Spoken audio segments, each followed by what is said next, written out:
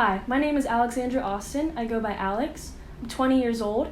I was born in Danbury, Connecticut, but moved to Port Orange, Florida when I was 5 years old. I'm currently a senior at Florida State University, majoring in media communication studies with a minor in film. I would consider myself to be a collaborative and ambitious individual. I want to tell stories about characters that people can deeply relate to. I'm very fond of coming-of-age films. However, the story I'm about to tell you is much more of a thriller. Jody, 26, dressed in her black and white maid's dress, throws towels into a laundry machine. She receives a call from a man with a deep monotone voice. He says, "Room 3426, Sawyer Henderson.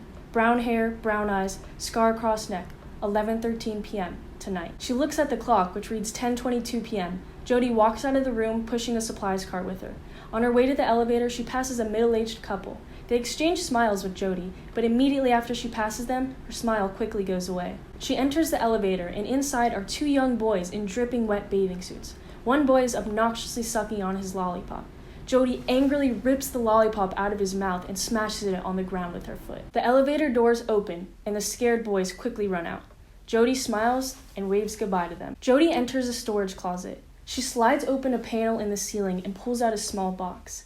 Inside is a handgun, knife, pills, and a bottle of poison. She grabs a bottle of poison and slides it into her pocket. Jody enters room 3426. She grabs a bottle of whiskey from the mini fridge and pours a bottle of poison into it. She sets the whiskey next to the bed and hides in the closet. Exactly as the clock changes to 11:13 p.m., a drunk man walks into the room and clumsily lays on the bed. He drinks from the bottle of whiskey, struggles to breathe, grabbing his neck, and dies on the bed. Jody snaps a picture of the dead man on the bed. She turns on some pop rock music and begins to dance. She walks down the quiet hallway with her supplies cart. The dead man's hand is slightly hanging out. Her eyes widen and she quickly covers the area with towels. Jody walks out of the back door of the hotel, and a man dressed in all black drives up in a black Mercedes.